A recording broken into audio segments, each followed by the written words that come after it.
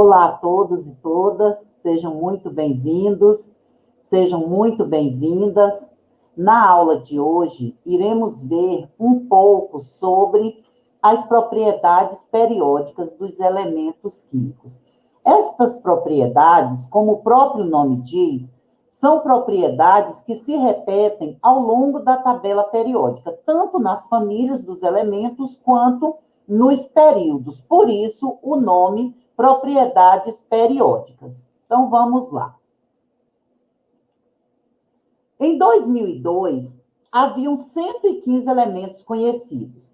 A maior parte desses elementos foi descoberta entre 1735 e 1843, e a partir de um certo momento, quando os elementos químicos já eram em número maior, o que aconteceu? Uma necessidade de organização desses elementos de forma que pudesse ser feita previsões sobre esses elementos que foram descobertos ao longo da história. E como ordenar esses elementos de forma que pudessem refletir as tendências das propriedades, tanto físicas quanto químicas.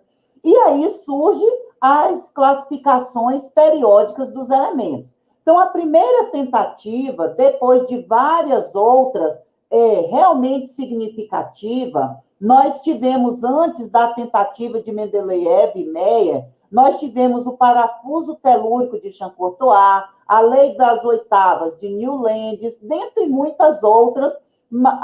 Uma outra também que não chegou a ser uma tabela periódica, mas que teve grande significação, não apenas no sentido de organizar os elementos, mas também contribuição para a química, como nós a conhecemos hoje, a química moderna, foi a classificação de Lavoisier. Mas, a título de organização, como nós conhecemos hoje, nós temos a tentativa, a primeira classificação aí de Mendeleev e Meyer, que ordenaram os elementos em ordem crescente de massa atômica. Alguns espaços foram deixados nessa classificação, nesse esquema, para elementos que ainda seriam descobertos. Em 1871, Mendeleev observou que a posição mais adequada para o arsênio seria abaixo do fósforo, e não do silício, que o deixou, neste caso, ele deixou um espaço vazio para que este elemento fosse acrescentado. Ele previu também um número de propriedades para o arsênio, e em 1886, o germânio foi descoberto.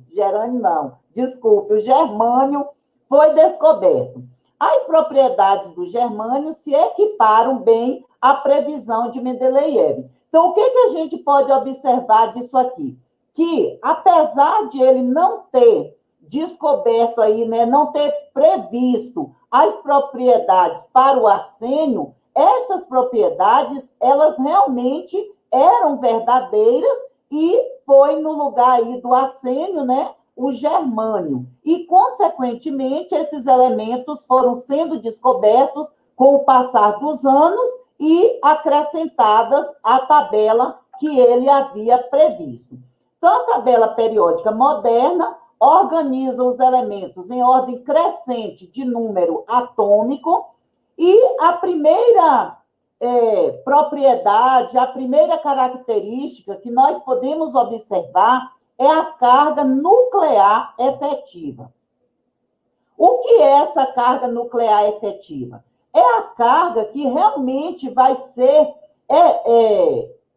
executada pelo núcleo em relação à eletrosfera. Então, é a carga sofrida por um elétron em um átomo polieletrônico. Então, nós vamos ter aí os elementos químicos, esses átomos com vários elétrons na eletrosfera, e, consequentemente, vai haver uma força de atração do núcleo para a eletrosfera. E essa força de atração é chamada carga efetiva, carga nuclear efetiva. E dessa carga nuclear efetiva vão depender várias propriedades dos elementos químicos. Então, a carga nuclear efetiva não é igual à carga no núcleo devido ao efeito dos elétrons internos. Então, o que vai acontecer? Esses elétrons internos, nós temos a camada de valência, que é a última camada aí do átomo, e os elétrons internos são os elétrons que estão nas camadas mais internas. E, consequentemente, há uma carga diferente do núcleo para com esses elétrons mais internos e também para os elétrons da camada de valência. E a essa carga, a essa força, nós chamamos de carga nuclear efetiva.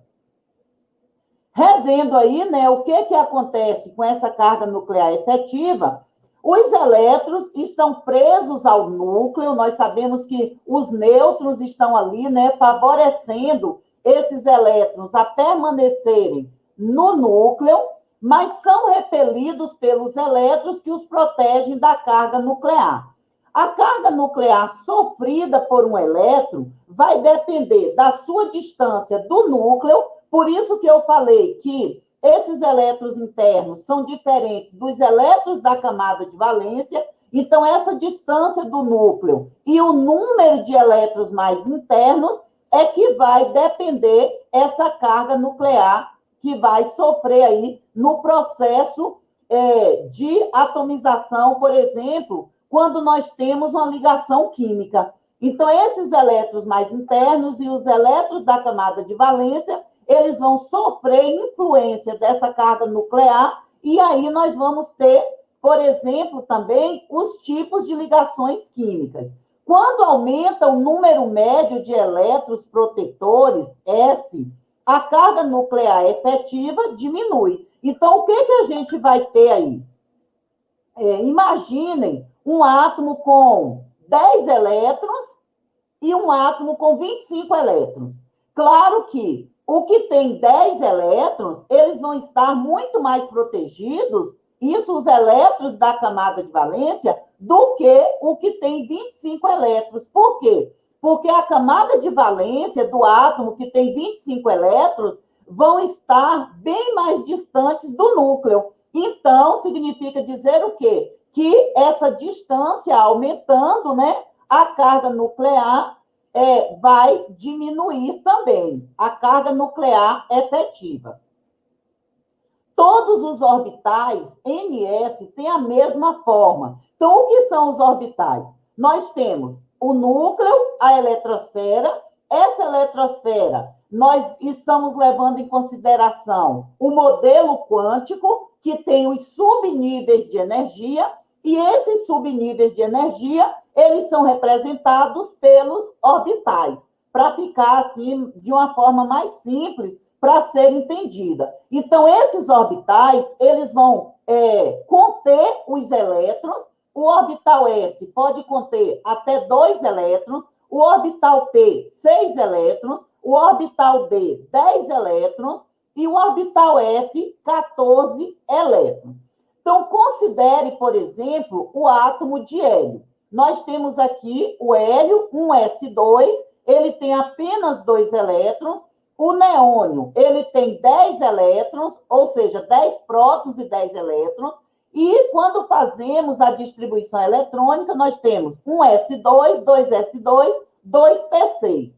Esse subnível, ele vai representar o quê?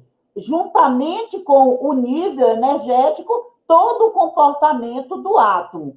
E, principalmente, né, os elétrons da camada de valência. Então, observe, o hélio só tem 2 elétrons no átomo. O neônio tem 10, já o argônio tem 2, 4, com 6, 10, 12, 18. Então, quem é que vai estar mais protegido? Esses 2 elétrons do hélio ou esses 8 elétrons do argônio?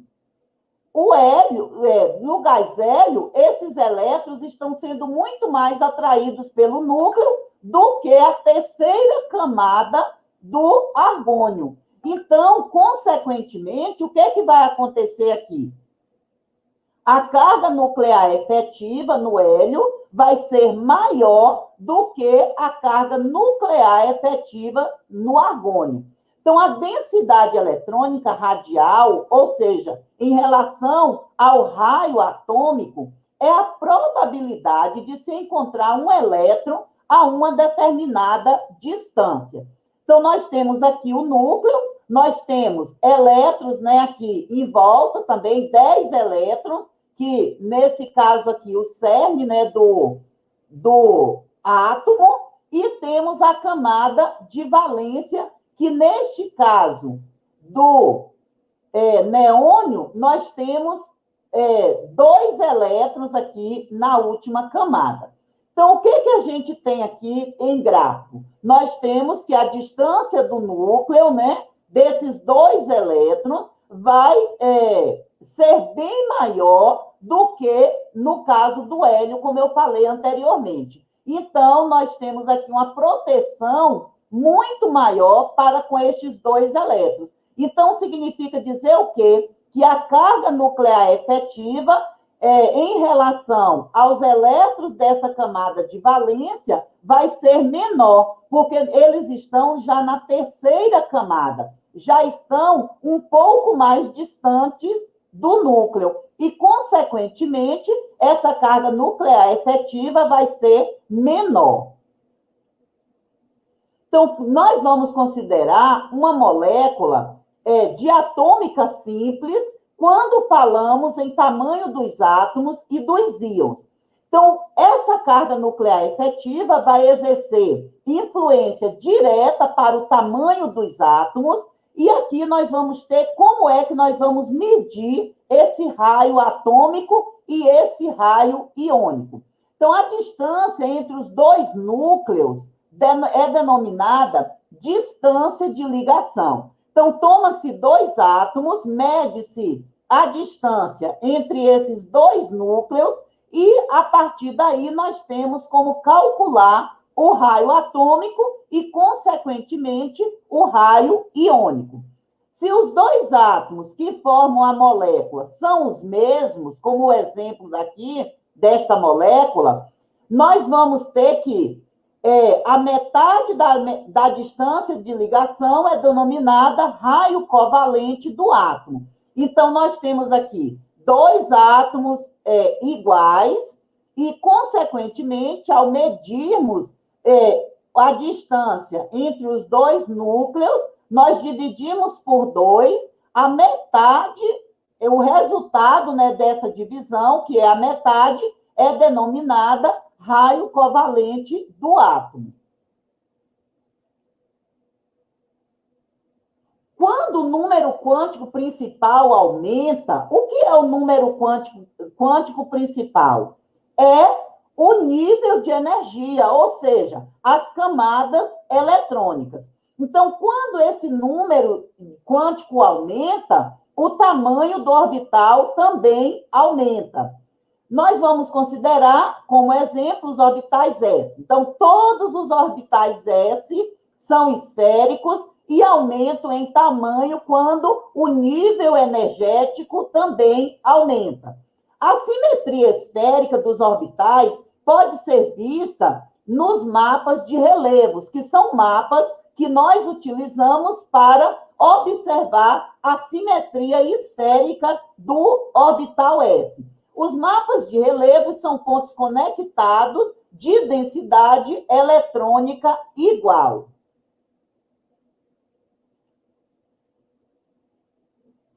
Então, quais são as tendências periódicas nos raios atômicos? Então, como a consequência do ordenamento na tabela periódica, as propriedades dos elementos vão variar periodicamente. Então, o tamanho atômico varia consistentemente através da tabela periódica. Ao descermos em um grupo, que são as famílias dos elementos químicos, os átomos eles vão aumentar. Ao longo dos períodos da tabela periódica, os átomos se tornam menores, apesar de o número atômico estar aumentando, os átomos tornam-se menores, e nós vamos ver que essa diminuição no tamanho vai depender de dois fatores, que são o número quântico principal, N, e a carga nuclear efetiva, Z. Como é que acontece isso? Por que nas famílias, ou seja, descendo numa família, na tabela periódica, os átomos vão aumentando? Porque aqui é adicionado nível energético. Então, nós temos aqui o lítio, ele está o quê? No segundo período, o sódio no terceiro, o potássio no quarto, o rubídio no quinto, e assim sucessivamente. Então, numa família, num grupo da tabela, ao descermos nessa tabela, o número atômico está aumentando, consequentemente, o número de camadas também está aumentando. Então, ao descermos a tabela, o que vai acontecer? O átomo aumenta de tamanho. Num período, que são as linhas horizontais, observem a diferença de tamanho. O hidrogênio, ele tem um raio maior do que o raio do átomo de hélio. Por que isso? Porque a carga nuclear efetiva vai ser mais intensa. Então, o que nós temos aqui? O lítio, ele tem um número atômico menor do que o neônio. E por que o neônio é menor do que o lítio? Vamos ver o seguinte, que apesar de aumentar o número atômico no mesmo período, o que está acontecendo aqui? O que é a carga nuclear efetiva? É a força que o núcleo exerce em relação às camadas. Então, aqui nós temos no lítio um número menor de camadas do que do neônio. Então, quanto maior o número atômico, maior o número de prótons no núcleo e, consequentemente, a força que os prótons vão exercer em relação aos elétrons vai ser maior também. Então, o que acontece aqui? Se o neônio tem um número de elétrons muito maior do que o lítio, os prótons, que é igual a esse número de elétrons, vai exercer uma força bem maior também. Então, o que a gente vai observar aqui? O número de elétrons, que é igual ao número de prótons no núcleo, vai ser bem menos atraído por ser menor, no caso do lítio, do que do neônio. E isso acontece para todos os átomos da tabela periódica. Num período, o que vai acontecer? A carga nuclear efetiva para os elementos que estão à direita da tabela vai ser maior do que para os elementos que estão à esquerda da tabela. Consequentemente, a gente vai ter o quê? Átomos menores do lado direito da tabela, no caso, os ametais. Então, os ametais vão ser sempre menores do que os metais. À medida que o número quântico principal aumenta, ou seja, ao descermos em um grupo, a distância do elétron mais externo ao núcleo também aumenta. Consequentemente, o raio atômico aumenta. Ao longo de um período na tabela periódica, o número de elétrons mais externos mantém-se constante. Entretanto, a carga nuclear aumenta. Consequentemente, aumenta a atração entre o núcleo e os elétrons mais externos. Essa atração faz com que o raio atômico diminua. Quais são as tendências nos íons? O que é um íon? Um íon é um átomo que saiu do seu fundamental e ganhou elétrons ou forneceu, doou elétrons.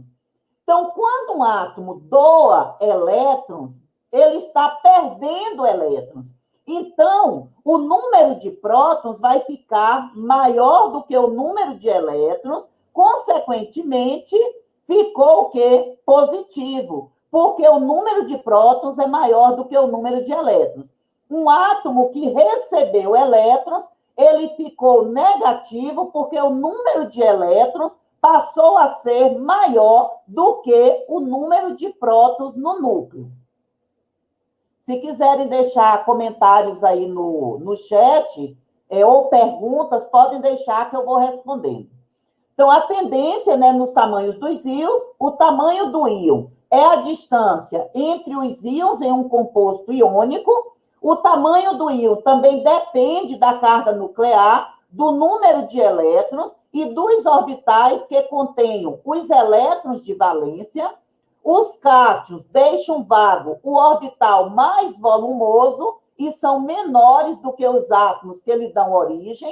E os ânions adicionam elétrons ao orbital mais volumoso e são maiores do que os átomos que lhe dão origem. Então, em termos comparativos, os íons, no caso cátions, vão ser maiores do que os átomos que lhe deram origem e os cátions vão ser menores do que os átomos que lhe deram origem e os ânions vão ser maiores do que os átomos que lhe deram origem. Porque, observem, quando o átomo doa elétrons, eles deixam o orbital mais volumoso vago e, consequentemente, se tornam menores, os íons se tornam menores do que os seus átomos de origem. Quando os átomos recebem elétrons, eles passam a ser ânions, adicionando elétrons ao orbital mais volumoso e, consequentemente, esses ânions vão ser maiores do que os átomos que lhe deram origem. Então, nós temos aqui alguns exemplos de átomos com seus raios atômicos e iônicos. O átomo lítio, 1,34, o átomo lítio, 1,34, e o cátion lítio, que perdeu um elétron da camada de valência, da última camada, 0,68. Observem que houve uma diminuição significativa no tamanho do raio. Aqui nós temos o raio atômico e 0,68 o raio iônico. Vamos observar o cloro. O cloro ele tem um raio atômico 0,99, recebeu um elétron, se tornou o ânion cloreto, Cl-, e praticamente, dobrou o raio iônico. O raio atômico 0,99, o raio iônico 1,81. Então, são características periódicas, propriedades periódicas, porque se repetem ao longo da tabela periódica, tanto para os grupos quanto para os períodos, ou seja, tanto para as famílias quanto para os períodos da classificação periódica dos elementos. Na próxima aula, daremos continuidade e até lá.